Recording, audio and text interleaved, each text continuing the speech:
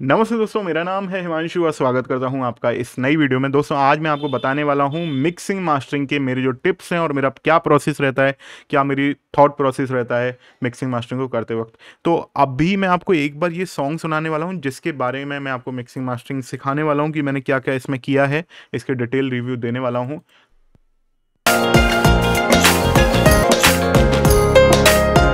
और हाँ, एक बात और बता देता हूँ कि अभी जो आप वॉल्यूम लेवल सुन रहे हो ना, वो मेरे वॉइस के अकॉर्डिंग सेट किया हुआ है, तो थोड़ा कम किया हुआ है।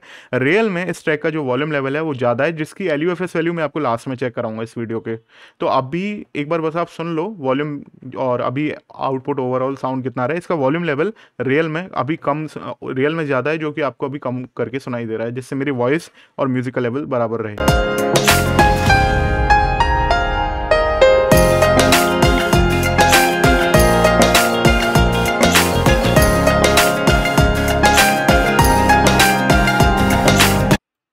तो ये अभी मैंने आपको एक छोटा सा प्रीव्यू सुना दिया है कि इस तरीके का फाइनल आउटपुट हमारे आने वाला है।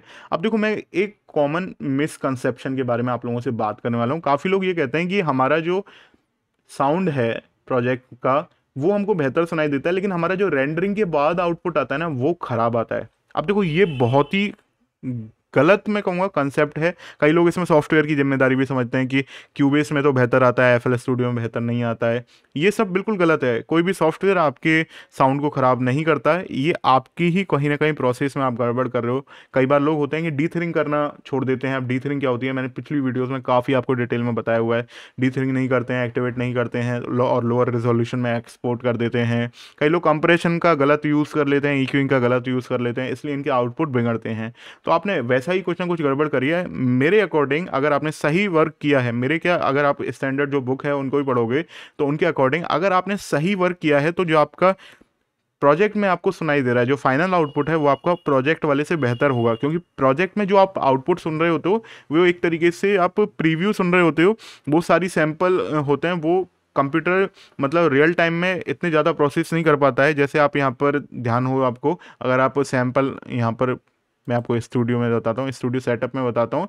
तो यहाँ पर आप देखते हो ना सैंपल रेट कंट्रोल पैनल में, तो जो बफर साइज है, ये बफर साइज है मैंने अभी कम कर रखा है। तो यहाँ पर कम सैंपल प्रोसेस हो रहे हैं पर सेकंड। तो ये अभी कम सेकंड होने की वजह से, कम सैंपल प्रोसेस होने की वजह से हमको जो प्रीव्यू है ना, वो थोड़ा सा लोअर क्वालिटी का सुनाई देता है हमारे प्रोजेक्ट में। लेकिन जब भी आप फाइनल आउटपुट निकालोगे तो वो बेस्ट होता है। उसमें सैंपल रेट का कोई मतलब बफर साइज का कोई मतलब योगदान नहीं रहता है, तो वो आपको अच्छा आता है आपका आउटपुट। अब ये आपकी गलती है कि आपका कहीं ना कहीं उस प्रोसेस में गड़बड़ है। अब देखो, मैं आपको यहाँ पर बताता हूँ कि मैं क्या प्रोसेस करता हूँ, मैं किस तरीके से फॉलो करता हूँ। तो सबसे पहले मैं मिक्स कंसोल में आ जाता हूँ। तो ये देखो, आप यहाँ पर, मैं आपको दिखा देता हूँ। यहाँ पर आप लेवल देखो, ये मैंने सारे लेवल सेट किए हुए हैं। इसको कहते हैं वॉल्यूम लेवलिंग या वॉल्यूम बैलेंसिंग। तो सबसे पहला जो मेरा जो स्टेप रहता है, हाँ, वॉल्यूम लेवलिंग से भी पहले मैं क्या करता हूँ कि मैं अरेंजमेंट पर ज़्यादा ध्यान देता हूँ। ये मैंने पहले भी आपको वीडियो में बताया हुआ है, लेकिन इसलिए मैं यहाँ पर इस टॉपिक को ज़्यादा एलेबोरेट नहीं करूँगा। तो सबसे पहले मैं अरेंजमेंट पर ध्यान देता हूँ। कोई भी अरेंजमेंट में सेम फ्रीक्वेंसी पर इंस्ट्रूमेंट नहीं आने चाहिए, फिर भी आ जाते हैं तो मैं उनको लेफ्ट और राइट में सेपरेट कर देता हूँ, या फिर उनकी स्टीरियो विड्थ है उसको चेंज करता हूँ। कुछ ना कुछ मेरे को जुगाड़ करना पड़ेगा, या फिर EQing करना पड़ेगा। ठीक है, EQing के बारे में अपन बाद में बात करेंगे, अभी नहीं। अभी अपन वॉल्यूम बैलेंसिंग पर आ जाते हैं डायरेक्ट। तो आपको अभी EQing भी कुछ भी इफेक्ट लोड नहीं करना है आपको अपने मिक्सर में। सबसे पहले आपको वॉल्यूम की बैलेंसिंग करनी है। अब वॉल्यूम बैलेंसिंग में आप क्या कर सकते हो, किसी एक इंस्ट्रूमेंट या सैंपल को, चाहे वो किक का सैंपल है, चाहे वो स्नेयर का है, क्लैप का है, कोई भी एक इंस्ट्रूमेंट को, या फिर लीड हो सकती है, उसको आपको स्टैंडर्ड इंस्ट्रूमेंट की तरह यूज़ करना है, और बाकी सभी का आपको वॉल्यूम धीरे धीरे बढ़ाना है। तो जैसे आप किक को स्टैंडर्ड लेके ये करते हो, मैंने किक को स्टैंडर्ड लेके काफ़ी वीडियो बनाई हुई हैं वॉल्यूम बैलेंसिंग के ऊपर। तो किक को स्टैंडर्ड लिया, उसके बाद आपने क्लैप का बढ़ाया, उसके बाद आपने मतलब स्नेयर का, हेड का बढ़ाया, स्नेयर का बढ़ाया, और बेस लाइन का बढ़ाया, लीड का बढ़ाया। तो इस तरीके से आप एक एक करके आप इंस्ट्रूमेंट का वॉल्यूम लेवल बढ़ा सकते हो। और दूसरा तरीका ये रहता है कि आप सभी इंस्ट्रूमेंट को एक साथ भी यूज़ कर सकते हो। एक साथ वाला थोड़ा आउटपुट उसका जल्दी आता है और बेहतर आता है। मैं इसलिए कह रहा हूँ क्योंकि एक साथ वाले में थोड़ा सा आपको शुरुआत में प्रॉब्लम लगेगी। आपको प्रोसेस क्या फॉलो करना है एक साथ वाले में, जब उसमें एक साथ का मतलब है कि आपको सभी को वॉल्यूम लेवल बराबर रखना है, और आपको ये अप्रोच रहनी चाहिए, जो सबसे पहले सबसे ज़्यादा खराब इंस्ट्रूमेंट साउंड कर रहा है ना, जिसका वॉल्यूम बहुत ही ज़्यादा तेज आ रहा है, तो आपको उसका वॉल्यूम कम करना है। ऐसे करके आपको एक एक इंस्ट्रूमेंट पर अटैक करना है एक साथ सुनते हुए। तो ये वाली अप्रोच बहुत ही अच्छा साउंड देती है, इसमें वॉल्यूम लेवल बहुत अच्छा आता है। लेकिन शुरुआत में आपको दिक्कत कर सकता है, इसलिए आपको एक एक इंस्ट्रूमेंट लेना है। अब एक एक इंस्ट्रूमेंट में आपकी क्या अप्रोच रहनी चाहिए कि आप जैसे आपने किक को आप स्टैंडर्ड मान सकते हो, कई लोग क्लैप को या स्नेयर को भी स्टैंडर्ड मानते हैं। क्लैप के बाद वो हेड का साउंड बढ़ाते हैं, हेड के बाद वो परकशंस का बढ़ाते हैं, और वो किक का सबसे एंड में बढ़ाते हैं। किक और बेस का जो है लोअर फ्रीक्वेंसीज का सबसे एंड में साउंड बढ़ाते हैं। और कई लोग किक के अकॉर्डिंग भी करते हैं, और कई लोग क्या करते हैं कि लीड को स्टैंडर्ड मान लेते हैं और लीड के अकॉर्डिंग फिर वो अलग अलग इंस्ट्रूमेंट का, जैसे उन्होंने क्लैप का बढ़ाया, किक का बढ़ाया और स्नेयर का बढ़ाया, इस तरीके से एक एक इंस्ट्रूमेंट का बढ़ाते हैं। तो यहाँ पर अब आपको ये टेस्ट करना है कि अब देखो ये सारे तरीके सही हैं, इसमें कोई भी तरीका खराब नहीं है कि किससे अच्छा आएगा या किससे खराब आएगा। ये टेस्ट करना है आपको अपने ऊपर कि आपका किससे बेहतर वॉल्यूम बैलेंसिंग आनी है। कभी आप क्लैप के साथ कर लो, किक का और बेस फ्रीक्वेंसी वाले जो इंस्ट्रूमेंट है उनका आप सबसे लास्ट में वॉल्यूम बढ़ाओ, है ना। या फिर आप लीड का करके देखो, आप ये देखो कि आपका बेहतर किससे आ रहा है। अगर आपका इनमें से किसी से भी बेहतर नहीं आ रहा, तो आप जो सेकंड अप्रोच मैंने बताई थी कि आप सभी इंस्ट्रूमेंट को एक साथ सुनो, अगर उनका वॉल्यूम 0 dB से ऊपर निकल रहा है सभी का, तो ऐसे में आप क्या कर सकते हो, सभी के वॉल्यूम लेवल आप कम कर सकते हो, है ना। एक साथ सेलेक्ट करके फेडर्स को डाउन कर लो, एटलीस्ट -6 पर आप रख लो, ये बेहतर रहेगा। -6 पर टोटल आ रहा है मास्टर में, और उसके अकॉर्डिंग आप जो भी ज़्यादा है या कम है उसका आप वॉल्यूम लेवल सेट करो। अब ऐसी कंडीशन में आपके साथ ऐसा हो सकता है कि आपका जो लीड इंस्ट्रूमेंट है, ये भी मैंने प्रैक्टिकल देखा है कि जो हमारा लीड इंस्ट्रूमेंट है, कई बार क्या होता है उसका वॉल्यूम बहुत ज़्यादा डाउन होता है लीड इंस्ट्रूमेंट का, जिसका सबसे ऊपर होना चाहिए। तो हम क्या करते हैं कि हमारे लीड इंस्ट्रूमेंट का जो 0 dB पर जो वॉल्यूम लेवल आ रहा है ना, एब्सोल्यूट वॉल्यूम लेवल, हम उस एब्सोल्यूट वॉल्यूम लेवल की वजह से हमारे जो बाकी सभी इंस्ट्रूमेंट है ना, उनके वॉल्यूम को डाउन कर लेते हैं। तो ऐसी कंडीशन में आपको करना चाहिए क्या चाहिए कि एक ही इंस्ट्रूमेंट की वजह से आपके बाकी सभी के लेवल डाउन हो रहे हैं, आपका जो मास्टर में आउटपुट आ रहा है वो भी खराब हो रहा है इससे। तो ऐसी कंडीशन में आपको क्या करना चाहिए, वहाँ पर कोई भी गेन का प्लगइन आप अप्लाई कर दो। जैसे आपकी लीड में पियानो आपने प्ले किया हुआ है, उसका वॉल्यूम लेवल बहुत कम है, तो वहाँ पर कोई गेन का प्लगइन आप अप्लाई कर दो। आपको यहाँ पर अब देखो, ये जो मैं नॉर्मल बात बता रहा हूँ, आप FL स्टूडियो भी यूज़ करोगे तो भी आपको ये सब चीज़ें पता लग जाएंगे। अब देखो, मैं आपको ये बताना चाह रहा हूँ कि मेरा मतलब क्या है। अगर आप क्यूबेस यूज़ करते हो तो आपको यहाँ पर गेन का ऑलरेडी एक मतलब आपको ऑप्शन मिलता है, तो जैसे आप यहाँ पर चाहो तो उसका लेवल बढ़ा सकते हो, लेकिन मेरे साथ यहाँ पर ये परेशानी नहीं आई, इसलिए मैंने नहीं यूज़ किया है उसको। तो आप इस तरीके से यूज़ कर सकते हो, अपने गेन को बढ़ा लीजिए एक इंस्ट्रूमेंट का। अब जैसे आपने लीड का इंस्ट्रूमेंट का वॉल्यूम लेवल बढ़ा लिया, तो अब आपकी जो बाकी जो लेवल हैं वो अच्छे आएंगे, ठीक है। आपको वॉल्यूम बैलेंसिंग करते वक्त ये ध्यान रखना है कि आपको EQ और कंप्रेशन के बारे में सोचना भी नहीं है कि आप कि अगर कोई अभी परेशानी आ रही है और आप उसको EQ और कंप्रेशन से सही कर लोगे, नहीं।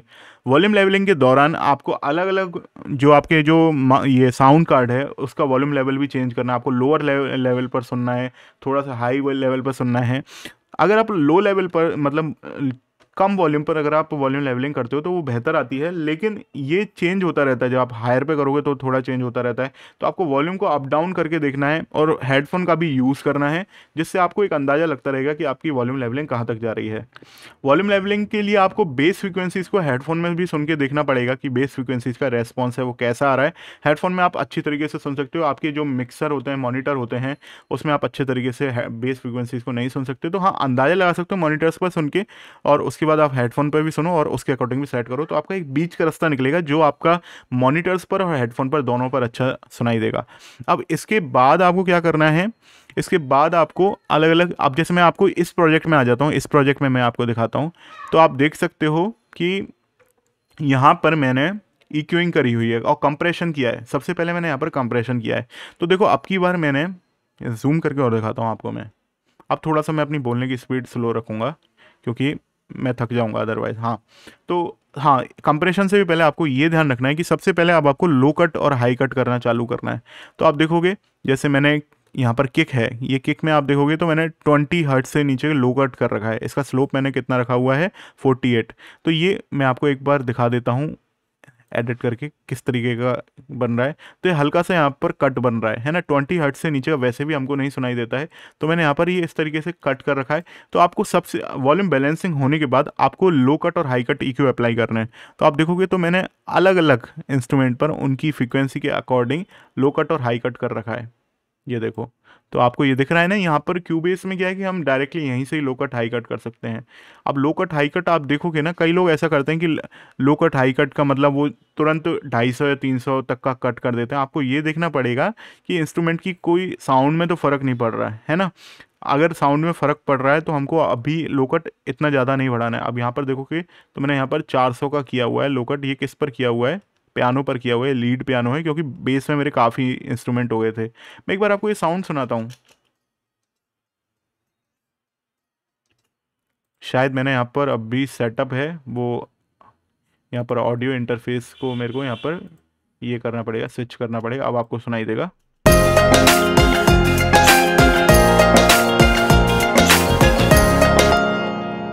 तो अभी जो इसका वॉल्यूम लेवल है, मतलब मास्टरिंग के बाद जो इसका LUFS आ रही है ना, वो -8.5 के आसपास आ रही है। मैं आपको अभी चेक करवा दूंगा अभी।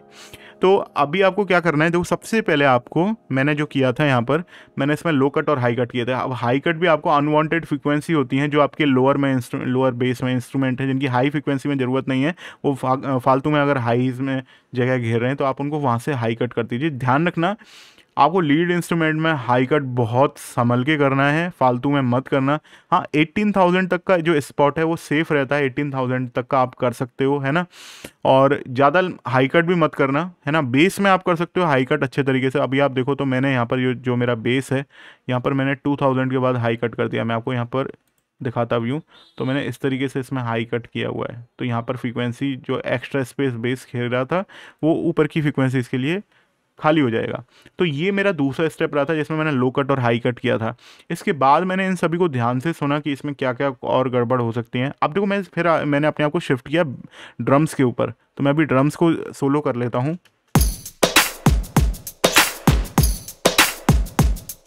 तो देखो यहाँ पर ड्रम्स में मैंने दोबारा लो कट करके देखा है। लो कट में और फ्रीक्वेंसी मैंने बढ़ाई है, जिससे ये आपस में एक दूसरे से झगड़ा नहीं करें। ये पूरा मैंने सेट करके देखा था। और इसके बाद आप देखोगे तो ड्रम्स में मैंने यूज़ किया है शेपर बॉक्स का। तो ये क्या कर रहा है, जैसे मैं आपको सुनाता हूँ, अभी सोलो करके सुनाता हूँ ये। तो यहाँ पर क्या हो रहा है कि यहाँ पर एक फ़िल्टर का कट अप्लाई है हेड में, और दूसरा मैंने पैनिंग का यूज़ किया हुआ ऑटोमेशन। तो ये लेफ्ट और राइट मूव कर रहा है हेड को, अगर आप ध्यान से सुन रहे होगे हेडफोन पर।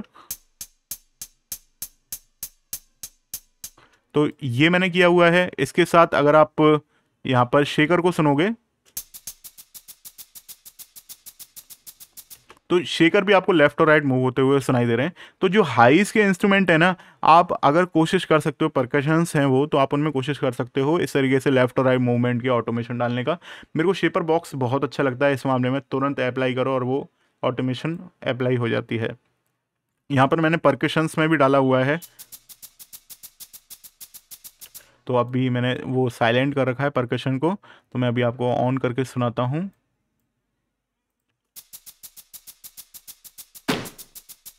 तो ये लेफ्ट और राइट मूव हो रहे हैं सारे।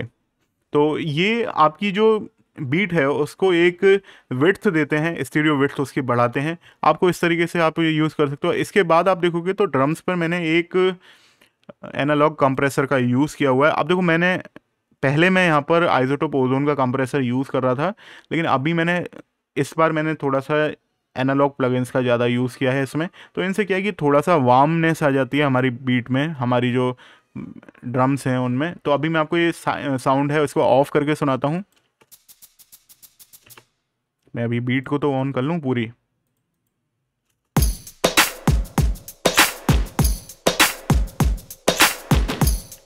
तो ये जो साउंड है, ये अभी मैंने कंप्रेसर को ऑफ कर रखा है। अब मैं ऑन करता हूँ।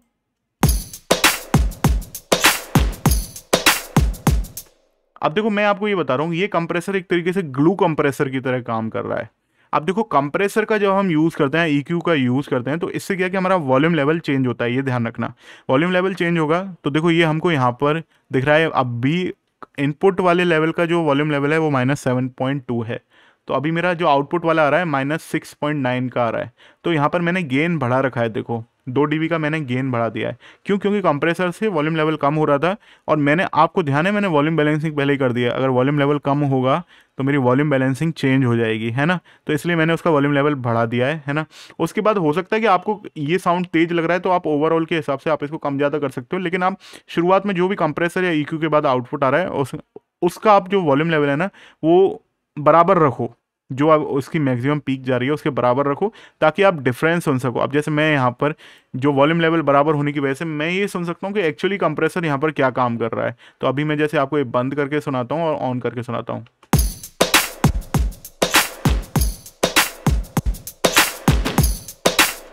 तो एक तरीके से ग्लू कंप्रेसर की तरह काम कर रहा है यहाँ पर। ये जो कंप्रेसर है ये एक तरीके से हमारी पूरी बीट को बांध रहा है ना।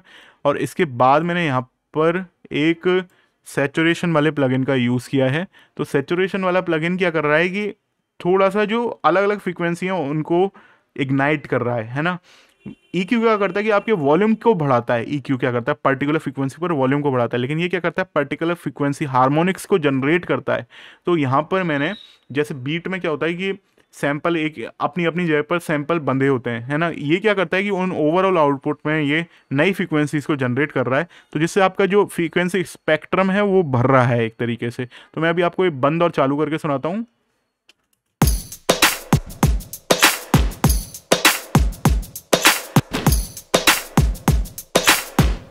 अगर आपने अच्छी क्वालिटी के हेडफोन लगा रखे हैं तभी आप ये डिफरेंस सुन पाओगे, लेकिन हो क्या रहा है कि थोड़ा सा ब्लरीनेस भी आ रही है, सैचुरेशन की वजह से ब्लरीनेस आ रही है, क्योंकि अलग अलग फ्रीक्वेंसी यहाँ पर इग्नाइट हो रही हैं। ठीक है, तो ये हमने किया हुआ है। अब हम बेस को सुनते हैं एक बार।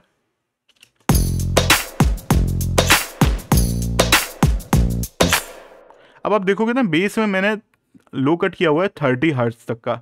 तो अगर आपकी बेस और किक आपस में झगड़ रहे हैं तो आपको वहाँ पर लो कट करना पड़ सकता है। और यहाँ पर बेस में मैंने क्या किया हुआ है कि मैंने एक विंटेज कंप्रेसर जो कि स्टाइनबर्ग का आता है उसका यूज़ किया हुआ है।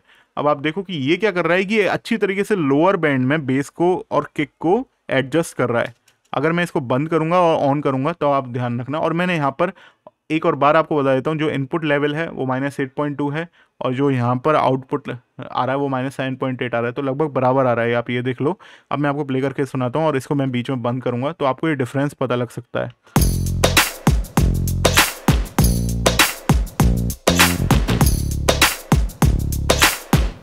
तो जब मैं यहाँ पर बेस को बंद कर रहा हूँ, बेस का ये जो कंप्रेसर है इसको बंद कर रहा हूँ, तो आपको बेस फ्रंट में सुनाई दे रहा होगा। लेकिन जब मैं ये कंप्रेसर का यूज़ कर रहा हूँ तो उससे क्या हो रहा है कि ये अच्छे तरीके से सेट हो रहा है, इस बीट में फिट हो रहा है। तो ये यहाँ पर मैंने इस तरीके से यूज़ किया है।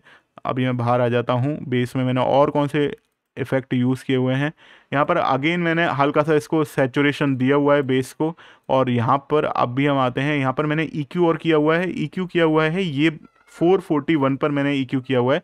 मैं एक बार इसको बंद और चालू करके सुनाता हूँ आपको।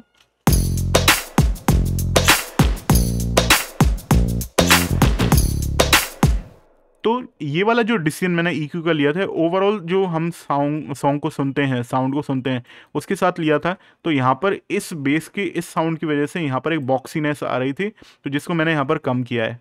एक बार मैं आपको सुनाता हूँ ये ऑन और ऑफ करके।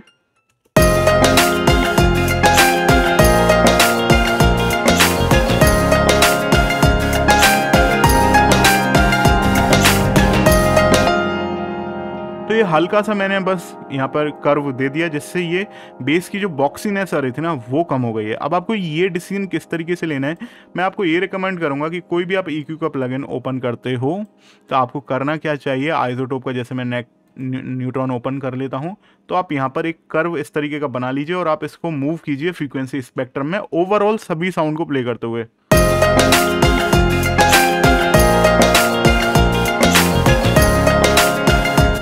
इस तरीके से आप मूव करिए और जो प्रॉब्लम वाली फ्रीक्वेंसी होगी ना वहाँ पर आपको अजीब सा साउंड सुनाई देने लग जाएगा कि यार ये बहुत अजीब सा आ रहा है। तो आपको क्या करना है, देखो 10 dB का आपको रखना है गेन, आप है ना, एटलीस्ट 10 dB का रखना है। 10 या 8 to 10 dB का आप रख सकते हो। फिर आप इसको फ्रीक्वेंसी स्पेक्ट्रम में मूव करोगे लेफ्ट और राइट, तो आपको पता लग जाएगा प्रॉब्लमेटिक फ्रीक्वेंसी कहाँ पर है। और बाकी मैंने इसके ऊपर काफ़ी वीडियो बनाई हुई हैं, तो आप वो वीडियो भी देख सकते हो। तो आपको यहाँ पर एक तरीके से आपको प्रॉब्लम वाली फ्रीक्वेंसी पता लगने लग जाएंगी। जो फ्रीक्वेंसी प्रॉब्लम करेंगी ना, तो 10 dB ऊपर होने पर वो आपको अलग से वो सुनाई देने लग जाएंगी। तो ये मैंने किया हुआ है। तो इससे क्या है कि वो बेस में बॉक्सीनेस जो आ रही थी वो मेरे को फ्रंट, जब मैंने वॉल्यूम लेवल बढ़ाया तो 441 पर मेरे को बहुत ज़्यादा सुनाई देने लग गई, जिसकी वजह से मैंने वहाँ पर ये कट कर दिया।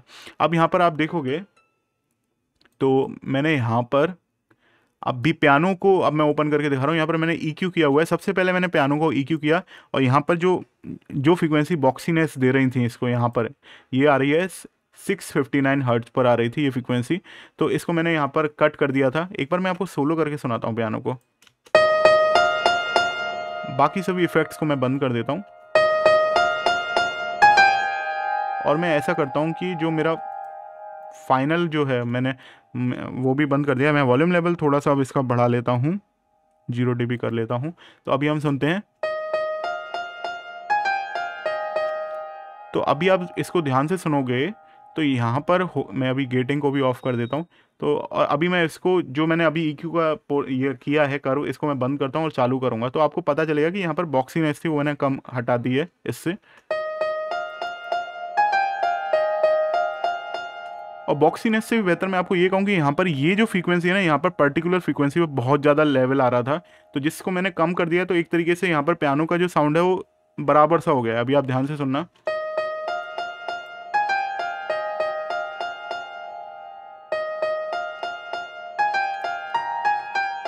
तो यहाँ पर दिख रहा है आपको ये फ्रीक्वेंसी बहुत तेज आ रही थी, जिसकी वजह से यहाँ पर रेजोनेंस फ्रीक्वेंसी भी डेवलप हो रही थी। अब हालांकि रेजोनेंस फ्रीक्वेंसी के लिए मैंने अलग से सॉल्यूशन और किया हुआ है, मैं यहाँ पर यूज़ करता हूँ सूथ 2 का, तो जो कि काफ़ी अच्छा है। मैं एक बार आपको ऑन करके दिखाता हूँ। सूथ 2 मैंने सबसे एंड में लगाया हुआ है। अब सूथ 2 कौन सी फ्रीक्वेंसी को हटा रहा है और रेजोनेंस फ्रीक्वेंसी का साउंड कैसा है आपको हल्का हल्का सा सुनाई दे रहा होगा ये, लेकिन ये रेजोनेंट फ्रीक्वेंसी हैं जिनको मैंने हटा दिया है सूथ 2 से। सूथ 2 एक ऑटोमेटिक रेजोनेंट सप्रेसर कह सकते हो। और यहाँ पर मैंने अगेन एक कंप्रेसर का यूज़ किया है जो कि विंटेज ट्यूब कंप्रेसर है, तो एनालॉग कंप्रेसर कह सकते हो आप इसको। तो अभी आप देखोगे तो इसमें लेवल अगेन मैं आपको सुनाता हूँ।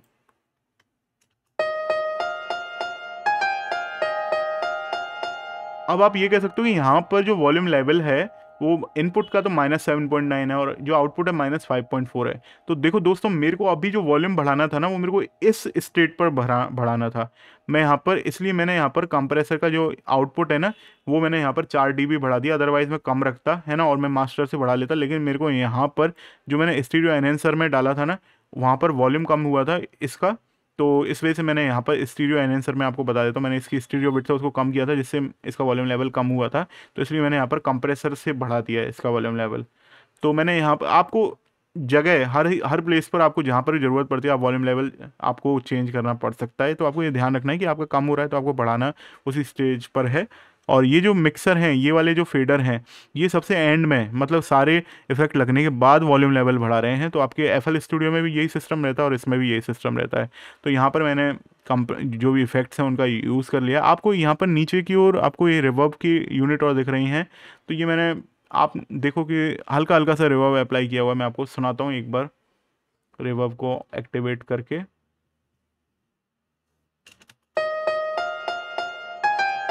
रिवर्ब ऑलरेडी एक्टिवेट है, यहाँ पर बंद कर देता हूँ और ऑन करने पे तो बहुत ही हल्का सा लाइट सा रिवर्ब मैंने रखा हुआ है। रिवर्ब को आपको बहुत ज़्यादा नहीं रखना है, खास करके आपके लीड इंस्ट्रूमेंट हैं फ्रंट इंस्ट्रूमेंट्स पर, क्योंकि वो आपको प्रॉब्लम दे सकते हैं। ठीक है, और वो रिवर्ब ज़्यादा जगह घेर लेगा। आप रिवर्ब की भी स्टीरियो सेपरेशन कर सकते हो जिससे सेंटर में वो ज़्यादा परेशानी नहीं करे रिवर्ब। और अभी हम आगे चलते हैं। आप देखोगे ना मोस्ट ऑफ द प्लेस में मैंने ऐसा ही किया हुआ है, कंप्रेसर का यूज़ किया हुआ है। कंप्रेसर से मैं डायनेमिक रेंज को कम कर रहा हूँ। अब की बार मैंने एनालॉग प्लगइन्स का और सैचुरेशन का ज़्यादा यूज़ किया है। EQ में अभी मैंने एनालॉग प्लगइन्स का यूज़ नहीं किया क्योंकि उससे मेरी क्लैरिटी थोड़ी सी कम हो रही थी इस सॉन्ग में पर्टिकुलर। हाँ, एक बात और मैं आपको एक चीज़ और बताना चाह रहा हूँ। पियानो में मैं गेटिंग का यूज़ और कर रहा हूँ क्योंकि यहाँ पर सस्टेन मैंने परमानेंट ऑन कर रखा था, तो मैं अभी आपको ऑन करके दिखाता हूँ। तो आइसोटोप में क्या है, न्यूट्रॉन में क्या है कि आप मल्टी बैंड गेटिंग कर सकते हो। तो मल्टी बैंड गेटिंग में मैंने क्या किया होता, लोअर बैंड में, मिड बैंड में और हायर बैंड में अलग अलग गेटिंग के लेवल रखे हुए हैं। तो जिससे मेरे को जहाँ पर भी साउंड कम होता, पियानो का साउंड कीज बंद होती लेकिन वहाँ पर सस्टेन की वजह से साउंड बना रहता था, तो वो वॉल्यूम यहाँ पर लोअर बैंड पर अलग डकिंग हो रही थी, उसकी हाई बैंड पर अलग डकिंग हो रही थी। मैं एक बार आपको दिखाता हूँ। तो अभी आप देखो ये लोअर बैंड का आपको दिखा रहा है ना।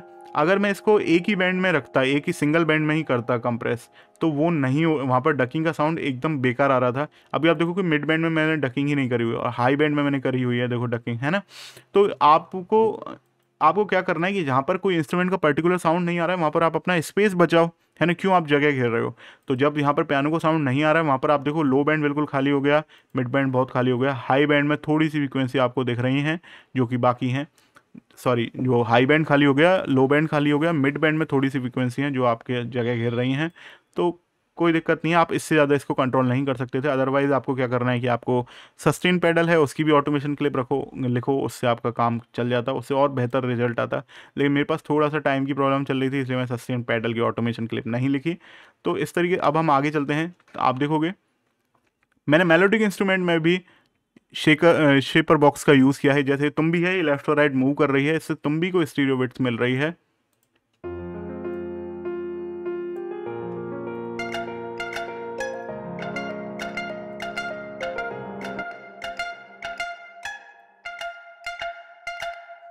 तो ये जो स्टीरियो बिट्स तुम भी को मिल रही है, ये लेफ्ट और राइट मूवमेंट कर रही है, आपको हल्का हल्का सा नोटिस आ रहा होगा बस ये, जब आप ओवरऑल सॉन्ग को सुनते हो।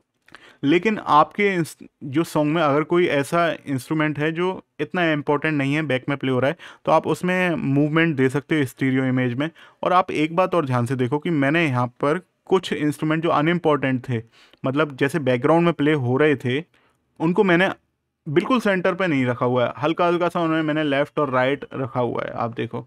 तो आपको सभी इंस्ट्रूमेंट को सेंटर में नहीं रखना है, हल्का सा आप उनको लेफ्ट और राइट उसको स्पेस दीजिए।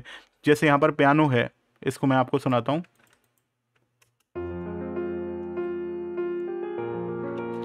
तो ये जो पियानो है हल्का सा लेफ्ट में 30 पर मैंने शिफ्ट किया हुआ है ना। बाकी मैंने कुछ ना कुछ राइट पे भी किया हुआ है, तो इससे आपस में बैलेंस हो रहे हैं और अलग अलग इंस्ट्रूमेंट के लिए जगह दे रहे हैं। यहाँ पर मैंने रिवर्ब की एफएक्स यूनिट अलग से बनाई हुई है, ये तो आपको पता ही लग गया है। बाकी अभी हम सुनते हैं आगे इसको।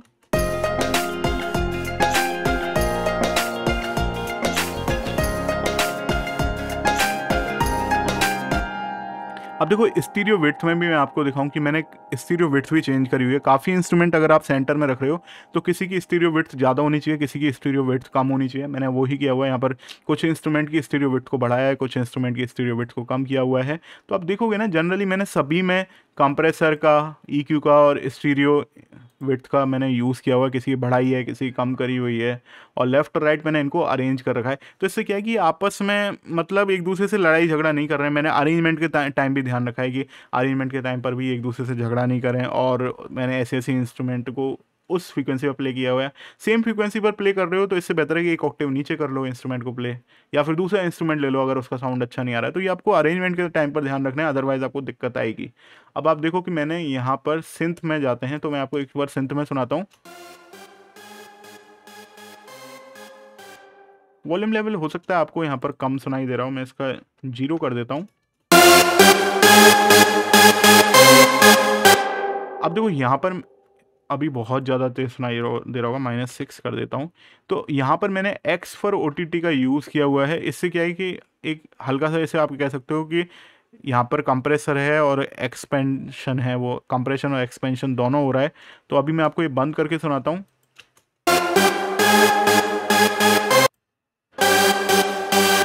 तो हल्का सा ये क्या है कि एक फ्लैट साउंड बन रहा है X फॉर OTT की वजह से।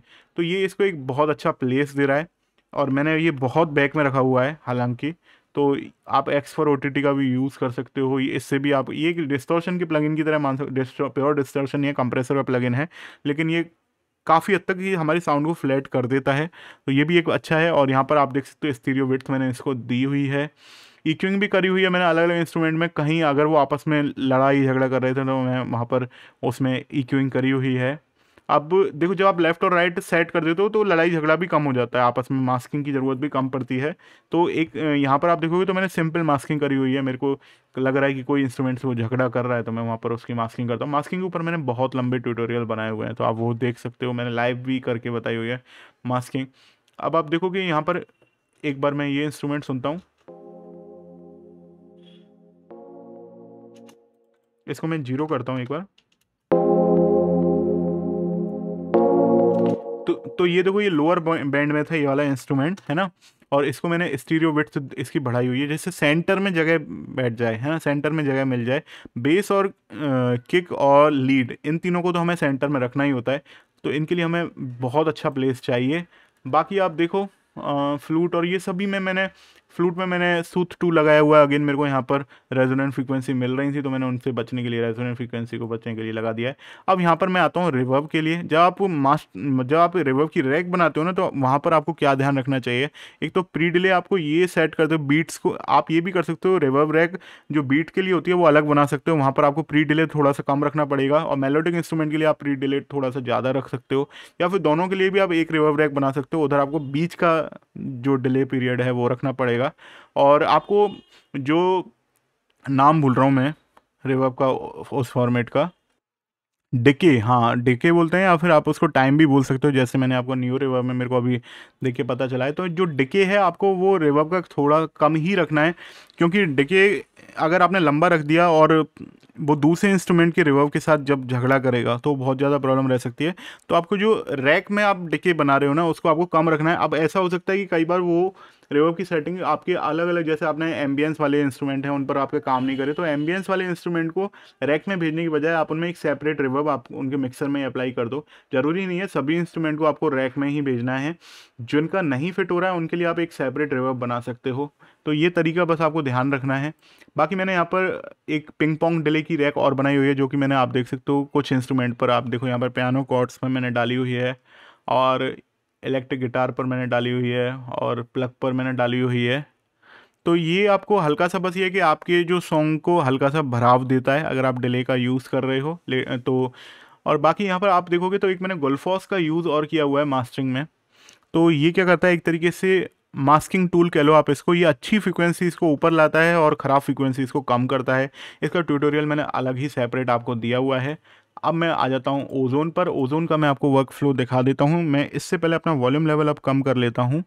तो आप देखोगे सबसे पहले मैंने EQ किया हुआ है, और EQ में भी मैंने ब्रिक वॉल जो EQ है उसका लो कट और हाई कट यूज़ किया हुआ है। तो आप देखोगे ये, इसका भी मैंने बस जस्ट लास्ट ही मैंने इसकी वीडियो डाली है, जिसमें मैंने बताया कि ये किस तरीके से काम करता है। तो आप वो पिछली वीडियो है, इस वीडियो से जस्ट पहले पिछली वीडियो जिसमें आप देख सकते हो, यहाँ पर मैंने एक कर्व दिया हुआ है, कट किया हुआ है, क्योंकि यहाँ पर बॉक्सीनेस आ रही थी साउंड में, तो ये इस वजह से मैंने कर्व किया हुआ है। यहाँ पर मेरे को एक रेजोनेंट फ्रीक्वेंसी मिल रही थी, जिसकी वजह से मैंने कट किया हुआ है। ये इमेजर पे आते हैं तो आप देखोगे लो बैंड पर मैंने इसकी जो स्टीरियो बिट था उसको कम किया हुआ है, मिड बैंड पर मैंने थोड़ा सा कम किया हुआ है, और हाई बैंड को मैंने नॉर्मल रहने दिया है। एक्साइटर का फिर मैंने यूज़ किया है, तो एक्साइटर को मैंने लो बैंड और हाई बैंड पर आप देखोगे नहीं किया हुआ है एक्साइट, क्योंकि मैं वहाँ पर बेस की जो सेटिंग है और हाइज में जो हेड की सेटिंग है वहाँ पर गड़बड़ हो रही थी। हेड की सेटिंग है वो बहुत ज़्यादा सुनाई दे रही थी, तो साउंड है वो बहुत ज़्यादा सुनाई दे रहा था। तो मैंने यहाँ पर एनालॉग कंपरे डिस्टॉर्शन कह सकते हो उसका यूज़ किया है। तो एक बहुत ही सॉफ्ट डिस्टॉर्शन होता है एनालॉग। आप जैसे आप ये समझ सकते हो, जब आप एनालॉग प्लगइन्स या फिर एनालॉग मिक्सर डिवाइसेस का यूज़ करते हो, उसकी वजह से जो सैचुरेशन आता है, आप वो वाला टेक्सचर यहाँ पर एक्साइटर का यूज़ करके डाल सकते हो। वैसे इसमें अलग अलग तरीके के आपको मॉड्यूल मिलते हैं, तो डिपेंड करता है आपको किसकी ज़रूरत है। यहाँ पर आप देख सकते हो मैंने मल्टी बैंड कंप्रेशन का यूज़ किया हुआ है। मल्टी बैंड कंप्रेशन के ऊपर भी मैंने काफ़ी वीडियो बनाई हुई हैं। और उसके बाद मैंने एक यहाँ पर लिमिटर का यूज़ किया है, क्योंकि यहाँ पर जो मैं मैक्सिमाइज़र में भेजने से पहले -6 dB तक आउटपुट चाह रहा था। तो इसलिए आप देखोगे ना, यहाँ पर मैंने जो सीलिंग लगाई हुई है -5 dB की सीलिंग लगाई हुई है। और यहाँ पर भी 3 मॉड्यूल हैं, आपको ये देखना है कि कहाँ पर आपका साउंड बढ़िया आता है। तो मैंने वो लगाई हुई है सीलिंग। उसके बाद मैंने मास्टरिंग में फ्रूटी IRC थर्ड का बैलेंस मॉड्यूल लगाया हुआ है, तो जिसके बाद ये साउंड आ रहा है, जिसका वॉल्यूम लेवल मैंने अभी कम कर रखा है।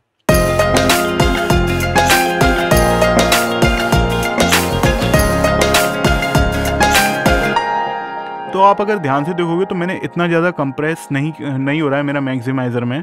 तो क्योंकि मैंने शुरुआत से डायनेमिक रेंज है ना, आपने देखा मैंने जगह जगह पर कंप्रेसर यूज़ किया हुआ है, तो इतना ज़्यादा मेरे को मास्टरिंग में दिक्कत नहीं आ रही है। और यहाँ पर आप देखो तो मैंने डीथरिंग को एक्टिवेट किया हुआ है, क्योंकि मैं लोअर रेजोल्यूशन में, मेरे पास जो सैंपल जो मैंने यूज़ किए हैं वो इसमें 32 बिट के भी सैंपल हैं, लेकिन मैं यहाँ पर जो लोअर रेजोल्यूशन 16 बिट में आउटपुट निकाल रहा हूँ, तो मैंने यहाँ पर डीथरिंग को एक्टिवेट कर दिया। ध्यान रखना डीथरिंग आपको सबसे लास्ट में एक्टिवेट करनी है, और इसके बाद आपको कोई भी प्लगइन नहीं लगाना है भूल कर भी। तो आइसोटोप का ओजोन है वो मेरा मास्टरिंग चेन में सबसे लास्ट था, और इसके बाद मैंने कोई भी प्लगइन नहीं लगाया हुआ है, ये मैंने एक्टिवेट कर रखी है। आप चाहो तो क्यूबेस अगर आप यूज़ करते हो तो क्यूबेस में भी मास्टरिंग में एक मास्टरिंग सूट के अंदर आता होगा, या मास्टरिंग के अंदर आता है, कहाँ मिलेगा मेरे को।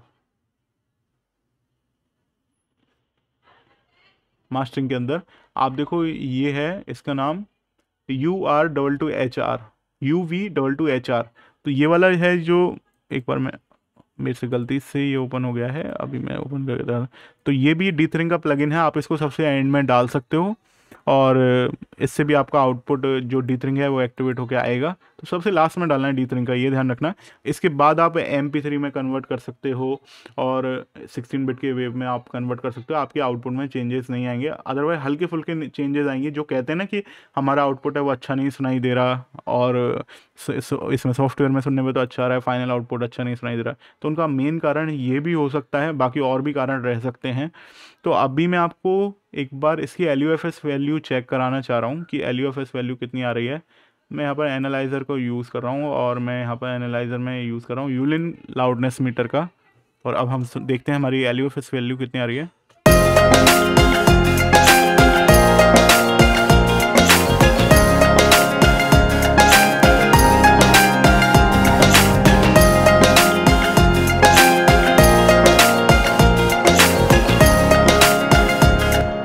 तो आप देख रहे हो कि मेरी जो LUFS वैल्यू है, जो मैंने आपको शुरुआत में वीडियो में बताया था कि -8.5 के आसपास आ रही थी, तो -8.6 -8.5 पर आ रही है। अब इसमें क्या है कि आप ये देखो कि जब आप -12 पर भी पहुंच रहे होगे ना, अगर आप ख़राब कर रहे हो, तो ज़्यादातर लोगों का एक्सपीरियंस क्या रहता है, -12 के बाद आपकी जो डिस्टॉर्शन आपको सुनाई देने लग जाता है। लेकिन यहाँ पर आपको लग रहा होगा कि यहाँ पर अभी आपको डिस्टॉर्शन बिल्कुल भी नहीं सुनाई दे रहा होगा। तो वो इसीलिए हो पा रहा है क्योंकि मैंने शुरुआत में इसको कंप्रेस किया है, मैंने जगह जगह पर इसमें कंप्रेशन किया हुआ है।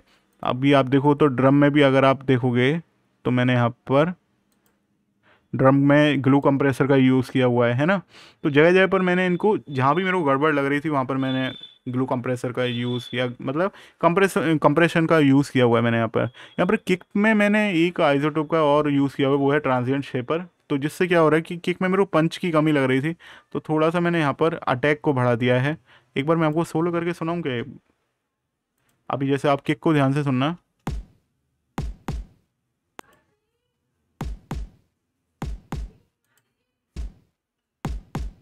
तो हल्का सा इससे एक पंच बढ़ रहा है, बाकी तो इसमें और कुछ है नहीं है। बाकी आप देखोगे ना, मैंने ओवरऑल इसी तरीके से किया है। और हाँ, अपने कानों को आप रिलैक्स ज़रूर रखना है। एक ही दिन में, एक ही टाइम में आप मिक्सिंग मास्टरिंग फिनिश करने का मत सोचना। एटलीस्ट 2 बार तो आप उसको टाइम देना। जितनी ज़्यादा बार दोगे ना, आपका उतना अच्छा आउटपुट आएगा। अलग अलग आप जगह पर उसको सुन के देखो, अलग अलग एंगल से। ये नहीं कि आप चेयर पर बैठे बैठे ही सुन रहे हो, आप रूम में घूमते घूमते भी सुनो आप उसको। ऐसा नहीं कि आपको चेयर पर ही बैठ के सुनना है, क्योंकि देखो आप अलग अलग एंगल से भी सुनोगे ना, तो आपको उस सॉन्ग के अलग अलग एंगल पर किस तरीके का साउंड आ रहा है ये सुनाई देगा। अलग अलग आप, जैसे आपका कार के जो कार में आपने म्यूज़िक सिस्टम लगाया हुआ है, या आपके घर में भी म्यूज़िक सिस्टम है, अपने मोबाइल में डाल के आप सुनोगे, तो आपको ये पता चलेगा कि आपका लेवल कैसे आ रहे हैं, आपको प्रॉब्लम आ रही है क्या उधर। तो ये आपको एक बार अलग अलग सिस्टम में भी सुनना है। और वैसे मैं आपको बताऊं कि जब आप एक बार काम सही तरीके से कर लोगे ना इस पर अपनी, अभी जैसे मेरे को अंदाज़ा लग जाता है कि यहाँ पर ये प्रॉब्लम आ सकती है, तो आपका एक बार हाथ बैठ जाएगा, तो आप अपने आप इसमें गलतियाँ पता करने लग जाओगे, आपकी यहाँ पर इस तरीके का सुनाई देगा। तो ये था मेरा ओवरऑल, आज मैंने कंप्लीट जो मिक्सिंग मास्टरिंग का आपको बताना चाहता था। ये मेरा अपडेटेड वर्जन था, पुरानी वीडियो जो मैंने लास्ट ईयर अपलोड करी थी मिक्सिंग मास्टरिंग की। उसके बाद मैंने काफ़ी इसमें अपग्रेड करी थी, तो वो मैंने आप लोगों के सामने रख दी है। पुरानी वीडियोस में तो मैंने डिटेल में करके बताया हुआ है। तो अगर आप चाहते हो मैं आपको लाइव भी करके दिखाऊँ मिक्सिंग मास्टरिंग या फिर अरेंजमेंट, तो आप कमेंट करना इस वीडियो में, और वीडियो को यार ज़्यादा से ज़्यादा शेयर करना। आई होप आपको ये वीडियो अच्छी लगी होगी और समझ में आया होगा जो मैंने समझाना चाह रहा हूँ, क्योंकि मेरा गला भी दुख गया समझाते समझाते। हे भगवान, ये आशीर्वाद रखना कि इस वीडियो में कोई गड़बड़ नहीं आए, जब मैं एडिटिंग कर रहा हूँ तब मेरे को पता चलेगा, क्योंकि इससे पहले मैंने एक वीडियो और बनाई थी, उसमें गड़बड़ आई थी और उस वजह से मेरे को आधी ही छोड़नी पड़ी है। तो हाँ, बहुत मेहनत लगती है यार, और गला भी दुख जाता है बोलते बोलते। तो प्लीज़ ध्यान रखना, वीडियो को लाइक कर देना, शेयर करना ज़्यादा से ज़्यादा लोगों के साथ। कोई भी प्रॉब्लम आ रही है तो मुझे लिखो, मैं कोशिश करूँगा आप लोगों के कमेंट्स का जवाब देने का पूरा। मिलते हैं नेक्स्ट वीडियो में, और अपना ख्याल रखिए। Take care, bye bye.